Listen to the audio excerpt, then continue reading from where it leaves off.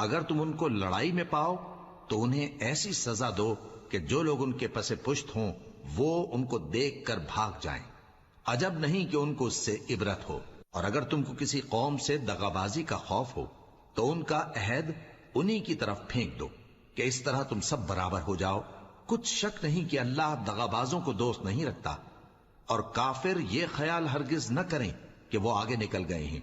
وہ ہمیں عاجز نہیں کر سکتے۔ اور جہاں تک ہو سکے فوج کی جمعیت کے زور سے اور گھوڑوں کے تیار رکھنے سے ان کے مقابلے کے لیے مستعد رہو کہ اس سے اللہ کے دشمنوں اور تمہارے دشمنوں اور ان کے سوا اور لوگوں پر جن کو تم نہیں جانتے اور اللہ جانتا ہے ہیبت بیٹھی رہے گی، اور تم جو کچھ اللہ کی راہ میں خرچ کرو گے اس کا ثواب تم کو پورا پورا دیا جائے گا اور تمہارا ذرا نقصان نہ کیا جائے گا۔ اور اگر یہ لوگ صلح کی طرف مائل ہوں تو تم بھی اس کی طرف